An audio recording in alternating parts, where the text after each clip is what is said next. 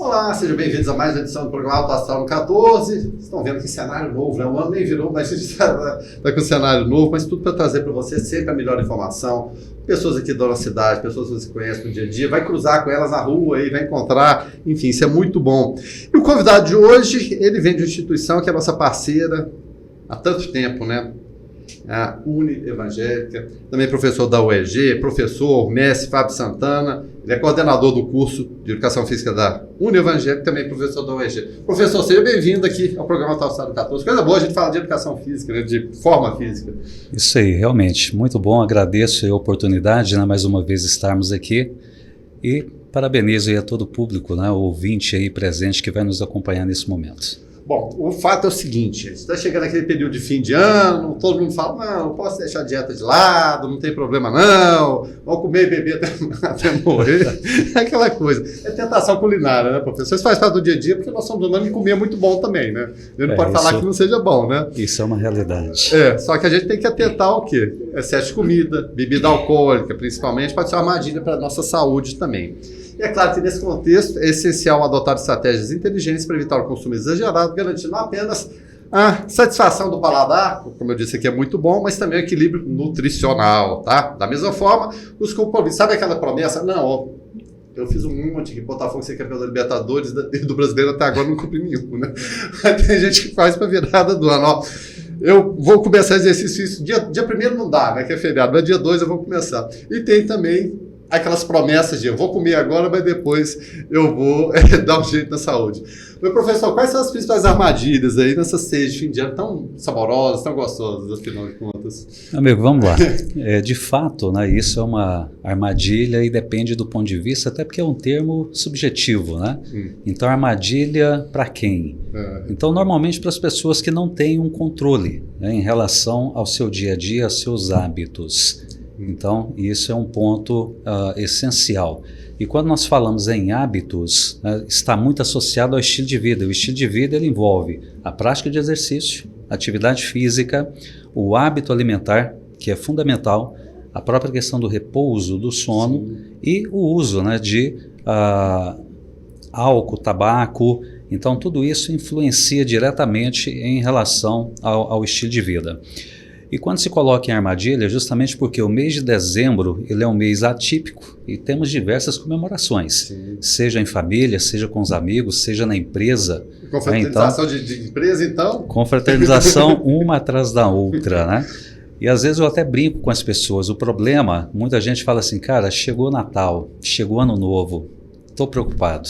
O problema não é a data entre Natal e Ano Novo. Eu sempre alerto as pessoas. O problema está entre o Ano Novo e o Natal.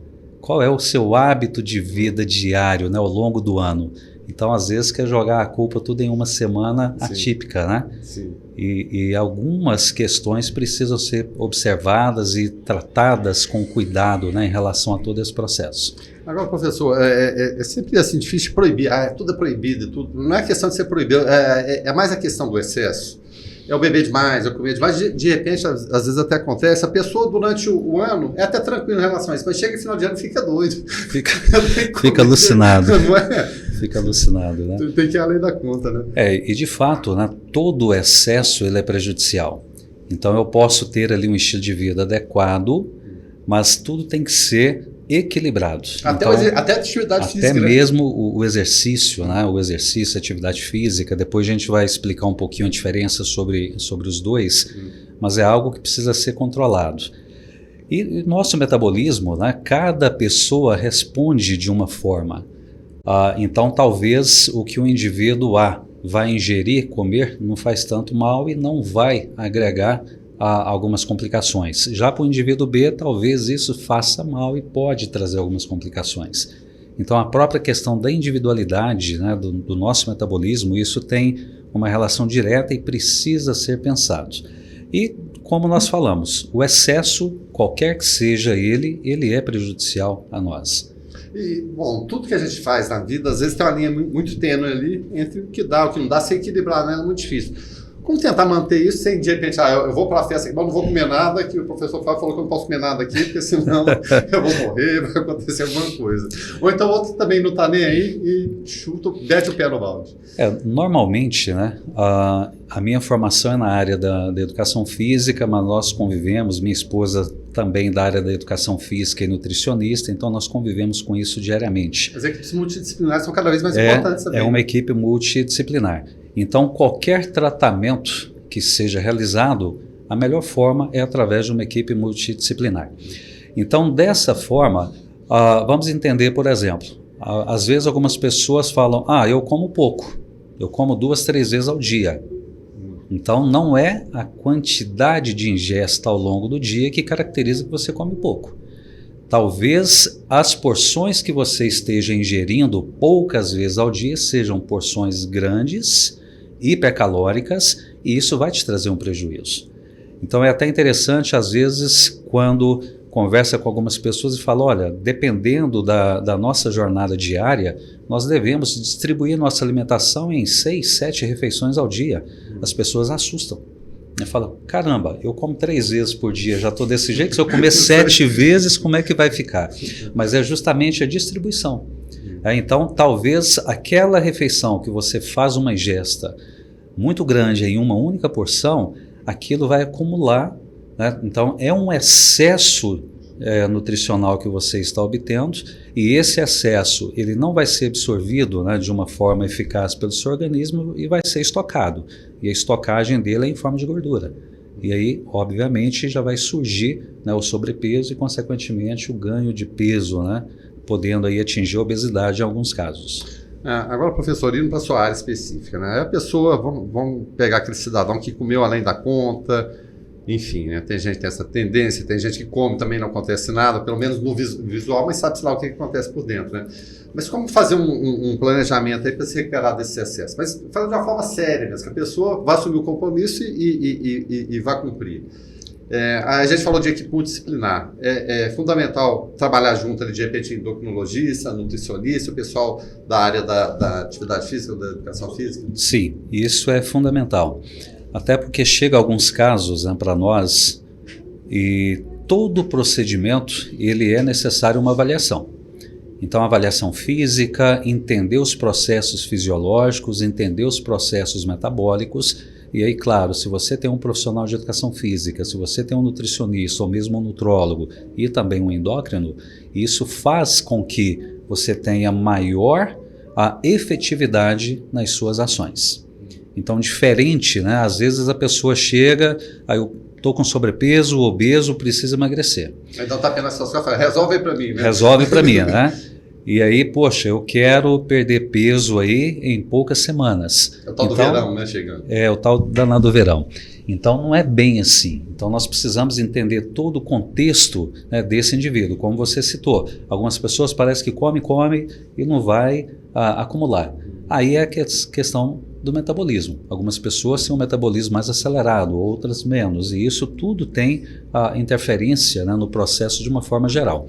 Então, a partir do momento que você tem uma equipe multiprofissional, que você vá elaborar, fazer uma prescrição do exercício para atender aquele objetivo, essa pessoa ela já tem uma reeducação alimentar e já tem todo um controle hormonal, então aí com certeza o resultado ele é eficaz.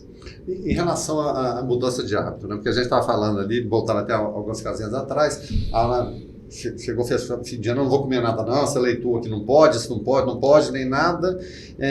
Aí é radical também, às avessas. Mas para a atividade física também, é preciso essa mudança radical dos hábitos ou é uma coisa que pode ser paulatinamente? Porque às vezes coloca muita coisa, o camarada, sinto muito, não quero ficar com a barriguinha mesmo.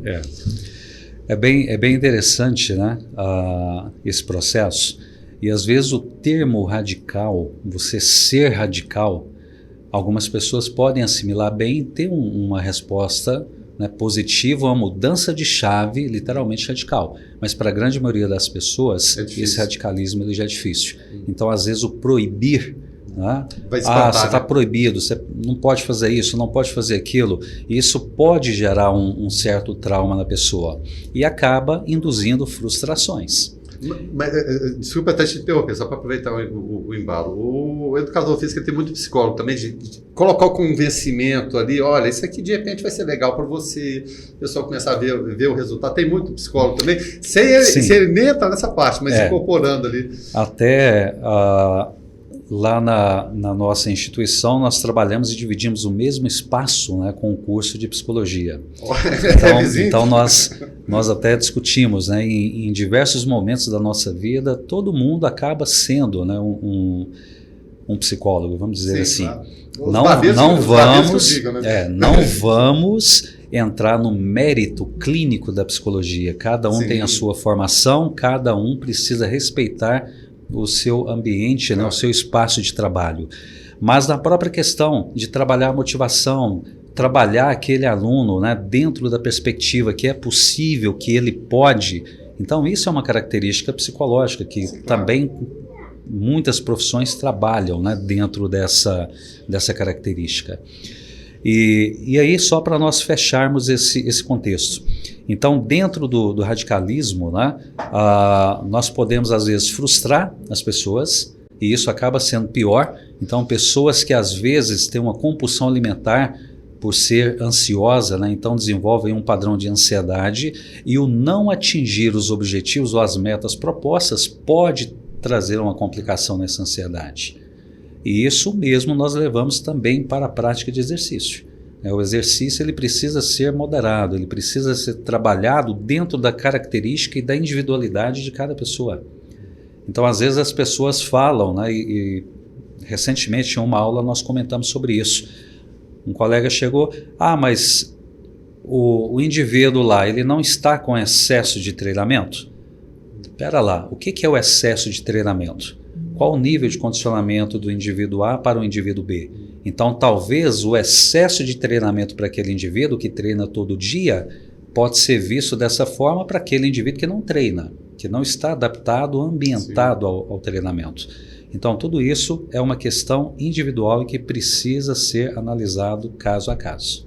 Agora, é muito comum também, a gente estava falando de treinar além da conta, de às vezes ter que segurar, fala, calma, porque senão vai estourar, a coisa não vai dar bom. Também é comum no dia a dia também? Sim, e dentro da nossa área, né, da nossa profissão aí de educação física, existem alguns conceitos, né, associados a isso, que é o overreaching, o overtraining, o sobretreinamento. Então, o overtraining já seria aquela sobrecarga, o excesso de treinamento que já está trazendo prejuízos crônicos para a pessoa. O overreaching seria uma situação mais pontual, alguma coisa aguda, onde o indivíduo ele vai ter uma queda no desempenho ali de uma forma transitória. Né? E o sobretreinamento é aquela falta de tempo de recuperação entre uma sessão de treino ou outra. Então, dentro da nossa área, nós temos aí, e para nós que acompanhamos alguns atletas, nós precisamos. Então, alguns testes nós fazemos mensalmente ou a cada 2 meses, para o atleta de alto rendimento, justamente para entender como que está a adaptação dele, né, dentro do treinamento, e através desses testes nós fazemos uma periodização de treino, que é a distribuição de carga, né, onde nós falamos em volume e intensidade. Qual é o volume de treino ideal para esse atleta ou para esse indivíduo? E às vezes as pessoas nessa ânsia, né, de querer reduzir peso, de querer mudar de forma radical, às vezes, né? E rápido, às vezes excede, o seu corpo não está preparado ou adaptado para isso e pode começar a surgir algumas sequelas. Então, por isso que é importante ter o acompanhamento profissional, aí nesse caso do profissional de educação física. Agora falando na questão profissional, é claro, o senhor já viu de tudo. Tem toda, é claro, a parte científica, que dá para mensurar tudo isso, os exames são feitos periódicos, mas o olho clínico do educador físico, ele bate ali e consegue perceber se ele está excedendo mesmo antes de, claro, a confirmação daquilo ali nos testes? Sim, aí nós falamos aí o feeling, né, profissional. Então, a prática, a nossa vivência, o dia a dia, com a diversidade de pessoas que nós atendemos, então nós conseguimos perceber alguns pontos que são indicativos, né, de um excesso, que são indicativos de uma fadiga e que isso pode vir aí desenvolver um overreaching, né, por exemplo.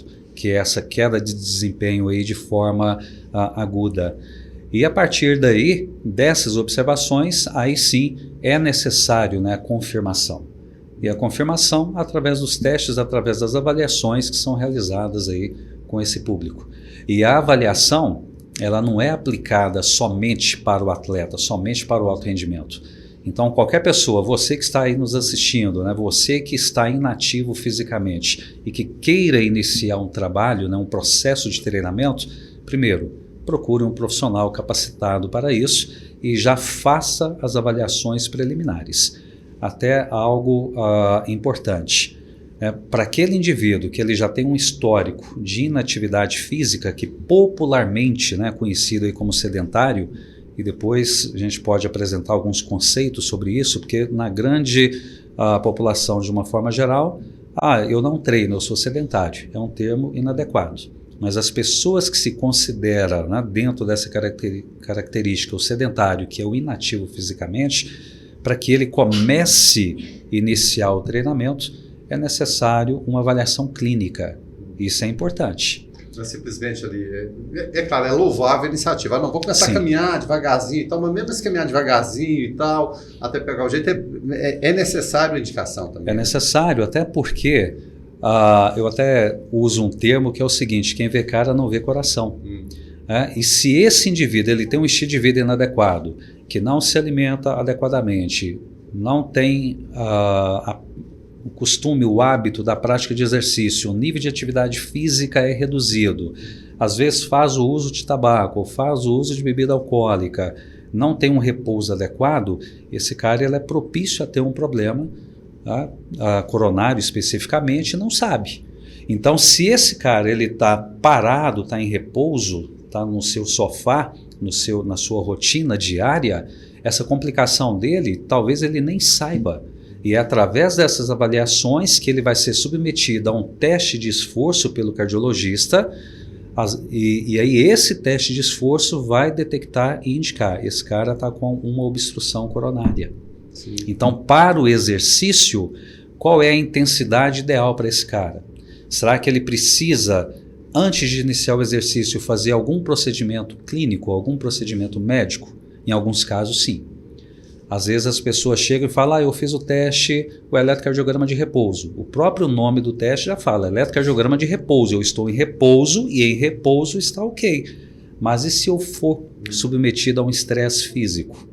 Besteira que seja. Então, qualquer estresse físico, e o estresse físico é o treinamento. Então, qualquer treinamento, mesmo que seja 60% da sua frequência cardíaca máxima, ele gera um estresse. E para aquele cara que tem uma complicação e não sabe, é um risco de morte. Bom, o senhor deu a deixa aí em relação ao sedentarismo. O que pode ser considerado hoje a pessoa sedentária no mundo hoje que está tudo aqui? Os jovens, principalmente, a gente vê cada vez mais o brincar na rua. Eu sou mais velho, cabelo branco aqui, dá para ver a diferença entre eu e o professor Gustavo Santana. Mas dá para você brincar de golzinho na rua, a gente tinha aquelas atividades lúdicas, né? E hoje em dia a gente está vendo pouco isso. Tem muitos jovens sedentários? O que é esse conceito de sedentarismo? A sua época é a minha época, né? Tá bom. Afinal, nós já passamos os 50. Tá certo. Mas vamos lá. E durante a nossa infância, né, as brincadeiras de rua era popular. Sim. Então era o golzinho, era o pique-pega, era o bet, era o polícia-ladrão. Não essas bet que tem hoje não, de apostar não, gente. O bet é outra coisa. O bet, contar com a bola, né, acertar o litro ali, tinha que correr. Então, o nível de atividade física era muito maior. Mas aí vamos entender, então, alguns conceitos, né? A atividade física é tudo que nós realizamos no nosso dia a dia e que gera um gasto calórico acima do repouso. Então, por exemplo, subir esse lance de escada para cá é uma atividade física. Você vai lavar seu automóvel, vai fazer uma caminhada com o neto, com o filho, isso é uma atividade física. Cortar grama em casa, igual eu fiz. Cortar grama, né? Fazer alguma atividade doméstica, isso é atividade física. Por quê? Eu saio do repouso, eu quebro a minha homeostase. Então eu estou induzindo uma alteração fisiológica. Sim. Então tudo que nós fazemos através do movimento é considerada atividade física. Então, por isso que nós falamos, a geração anterior, a geração mais antiga, era mais ativa fisicamente. Então, tudo que nós fazíamos, nós dependíamos da locomoção. Sim. Até as brincadeiras. Exatamente. Hoje, né, o danado aqui do celular, do tablet, do computador, reduziu o nível de atividade física. As crianças hoje brincam sentadas. Então, o nível de atividade física baixou muito. O exercício físico já é algo planejado, sistematizado. Eu tenho um objetivo específico para atingir. Eu quero melhorar meu condicionamento, eu quero aumentar minha massa muscular, eu quero reduzir meu tecido adiposo. Eu quero entrar com exercício para controlar meu diabetes ou minha hipertensão arterial. Então, o exercício é algo sistematizado, planejado ao longo da semana, onde nós devemos ter um mínimo de 3 sessões de treinamento por semana, para que seja eficaz. Aí tem pessoas que vai uma vez na semana, 2 vezes na semana. Dia eu vou fazer tudo. E às vezes quer fazer tudo de uma única vez, não dá certo. Então, isso é exercício. E o termo sedentário, partindo daí, é aquele cara que não tem um gasto calórico acima do repouso. Quem é esse cara? É o cara que está acamado. É o cara que está acamado de forma provisória, sofri um acidente, teve uma complicação e precisei ficar em repouso. Esse cara, nesse momento, ele está sedentário, porque ele não tem gasto calórico acima do repouso. Ou aquele acamado permanente, né, por algum trauma, alguma patologia, e que, de fato, ele é sedentário. Bom, o senhor falou da quantidade, 3 vezes. A distribuição disso aí também ela pode ir além. 3 vezes seria o mínimo adequado para praticar um exercício físico, digamos assim. Mas de repente eu quero chegar a 4, 5, diminuir um pouquinho, fazer esse equilíbrio aí, é possível também? Sim, é possível. E claro que esse processo é através da adaptação que você está obtendo. Então, eu nunca fiz nenhum tipo de exercício, nunca treinei, eu quero iniciar. Se você iniciar com treino todos os dias, você pode ter uma sobrecarga de treinamento. Nesse momento, dependendo do tipo de treinamento, ele pode se tornar um excesso e pode te trazer algumas sequelas em vez de benefícios. Então, estou parado. O ideal, pelo menos 3 vezes por semana. A medida, e essa adaptação é rápida. Às vezes tem pessoas que conseguem adaptar com 2, 3 semanas. Aí passou esse período de adaptação, poxa, dá para incluir mais uma sessão na semana, dá para incluir mais outra. E temos pessoas aí que treinam 7 vezes por semana. Quando se fala em alto rendimento, tem atletas que chegam a 12, 14 sessões de treino na semana. Aí você fala assim, mas como se a semana só tem 7 dias? Porque tem o atleta, boa parte deles treinam 2 sessões de treino no dia. Mas ele está adaptado a isso. Aquela situação. Então, todo é um processo de preparação do seu corpo, do seu organismo, né? E a adaptação fisiológica a essa sobrecarga que está sendo colocada. E o atleta de alto rendimento, a gente sempre fala que é uma coisa brutal, diferente da gente. Eu vou dar um exemplo aqui, que ocasião a gente fazia uma pelada ali no Clube das Acácias, não sei se você conhece. Sim. Aí um amigo nosso chegou lá, sabe com quem? Acelino Popó Freitas. Olha só. Na época ele estava aqui. Aí o pessoal, isso aí não deve jogar nada, né? Não deve jogar nada, mas só que ele não joga nada, só que ele corre muito. Ele não para. Então ali eu pude ver em loco a diferença entre o que é, enfim, jogador de final de semana para um cara de alto rendimento. O professor ele não parava. De repente até não joga muito bem, mas o fato dele voltar, o tempo todo você tá com a bola, você vê ele toma a bola, ele vai para frente, ele erra, vai, volta, terminou lá a pelada, ele foi fazer abdominal, isso, aquilo. É uma diferença brutal. Eu fiquei assim espantado. O que é o condicionamento daquilo? De fato, a diferença é muito grande, né? O nível de condicionamento é muito grande. Então, para quem tem oportunidade, né? Nós temos uma equipe da Unevangélica, né, de corrida de rua, e nós temos atletas de alto rendimento e que às vezes treinam no mesmo horário que nós atendemos ali a população. O pessoal fica assim, né? Poxa, mas o cara não para, né? O cara não para, o cara parece que está flutuando ali. Enquanto alguns fazem parte do treino, mesmo aquecimento, fala, caramba, acabou o treino? Não, gente, é só aquecimento. Vamos para o treino ainda. Então, é perceptível isso. Né? Então, o condicionamento, e tem algo interessante. eu não preciso ser um atleta de alto rendimento. Eu posso ter um bom condicionamento sem ser um atleta. Exato. E quanto melhor o nosso condicionamento, melhor a nossa aptidão física, melhor é a nossa condição de saúde. As pessoas precisam entender isso. É que aquele bônus que vem, ele é fundamental, né, para você viver melhor. Professor, a gente está caminhando para o final, mas é claro, a pergunta que eu sempre faço aqui, que os limites, a gente está falando de atleta de ponta, os limites do alto rendimento estão chegando assim numa coisa absurda. Os 100 metros, por exemplo, correr abaixo de 10 segundos era um sonho, né? Jesse Owens lá atrás, os Jogos de Berlim, aquela coisa toda, era próximo. Hoje você já baixou dessa linha. Qual que é o limite do ser humano? Porque vem a questão da compleição física, evidentemente, a tecnologia envolvida no esporte, maratona. A gente vai baixar em algum momento, né, das Sub 2 aí. Exatamente, das 2 horas. Qual que é esse limite? Como o senhor imagina isso nessa progressão? Cara, é inimaginável, né? Quando se fala em desempenho e alto rendimento. Sinceramente, não dá para cravar. O senhor se espanta com os números que chegam? Espanta. A gente se espanta, até porque quando nós acompanhamos, né, os recordes que são quebrados, os recordes que são batidos, é inimaginável todo esse processo. E às vezes tem um atleta que bate um recorde hoje, amanhã já tem um superando. Então tem algumas modalidades esportivas, né, apresentam essa característica. Então, e com toda a tecnologia, com todo o trabalho, e aí entra, né, o trabalho de uma equipe multiprofissional e um estilo de vida, porque o atleta, ele tem, aí o atleta nós podemos falar e as pessoas normais vão entender e achar que, poxa, o atleta ele é radical. Mas não é ser radical, é a escolha dele.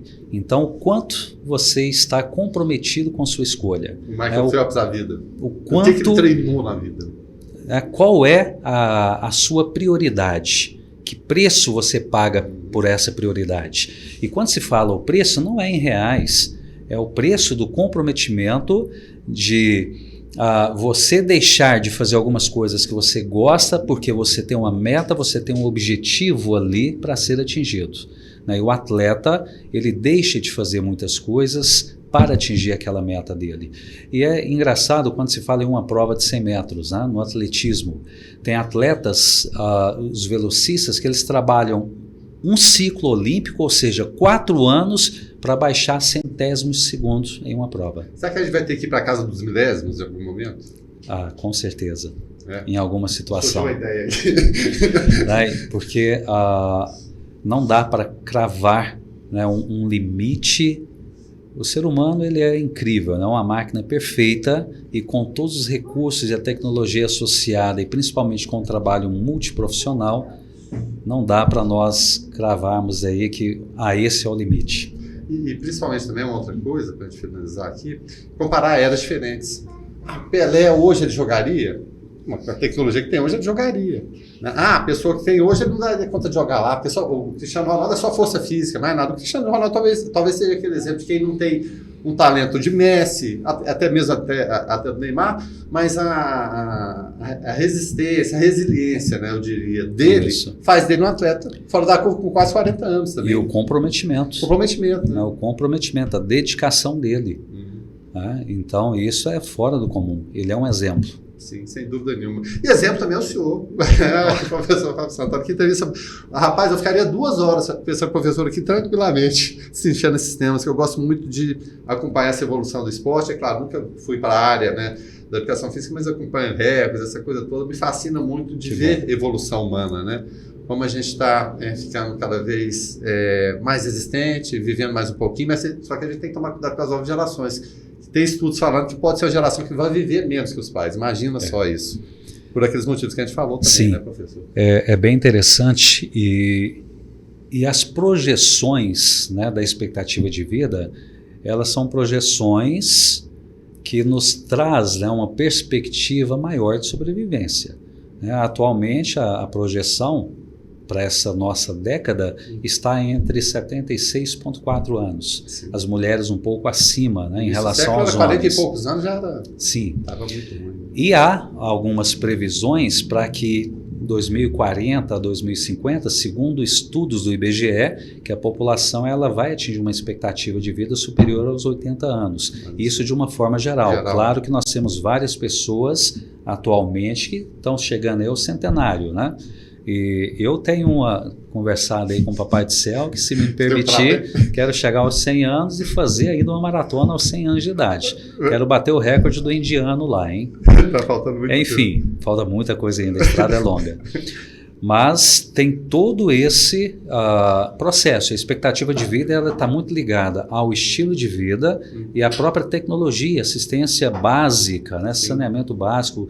E a população em si, de uma forma geral, ela está tendo maior acesso a esses programas, a essas condições.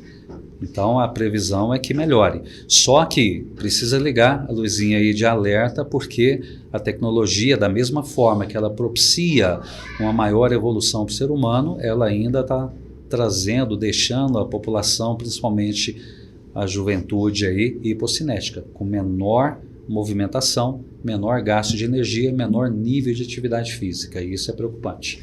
Tá certo, vamos agradecer ao professor mestre Fábio Santana, coordenador do curso de Educação Física da Univangélica e professor da UEG também. Faz chamamento, quem quiser conhecer o curso de Educação Física da Univangélica, de que forma pode proceder?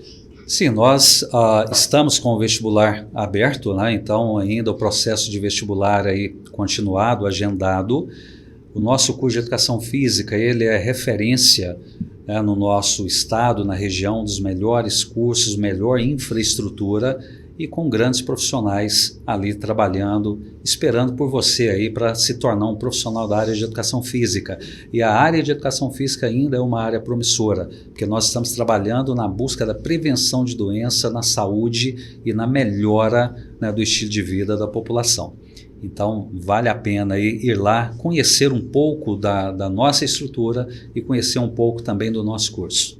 Tá certo, então conversamos com o professor Fábio Santana. Para quem não conhece a entrevista do início, ela está na grade de programação do canal 14 da NET Anápolis, ela repete várias vezes. Para quem não acompanhou, quiser acompanhar no YouTube também, tem nosso canal lá, Programa Alta Saúde 14, você vai ver essa entrevista e outras também diversas. Professor, mais uma vez, muito obrigado pela gentileza, principalmente por compartilhar conhecimento conosco aqui. Nós que agradecemos, estamos aí à disposição para novas oportunidades e eu vou deixar um recadinho aí para você que está nos assistindo, para você que está nos ouvindo. Seja mais forte do que sua melhor desculpa. Faça a diferença, é possível. Conte conosco. Pois é, com a fala dela, eu vou acrescentar o quê, né, gente? Mas nada, só muito obrigado. Até mais. Valeu.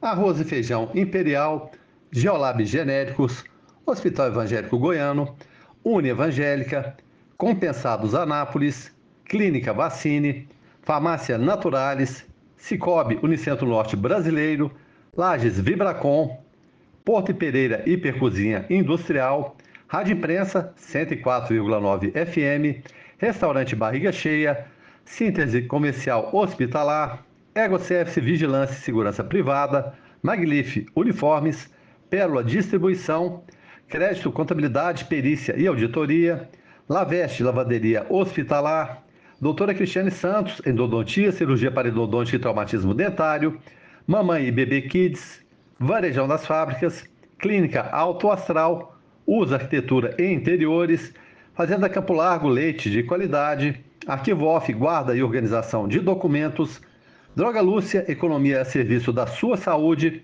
Opção Ótica, Exclusiva Castor, um sonho de colchão, Saborearte, a arte de comer bem, Mega Estúdio, Colheita do Sul, vinhos, sucos e espumantes, Marmoraria Rio Negro, produtos Pura Casa, tornando seu dia a dia mais prático, Resoluta, soluções PCD, Funerária São Sebastião, 55 anos de tradição, Golden Cred, assessoria, Marinho, gestão empresarial, Nato e Supli, Reserva de Goiás, produtos alimentícios, Eco Energy, Aevon, soluções em serviços, Bravin Engenharia, Engenharia Clínica e Grantec Engenharia Hospitalar.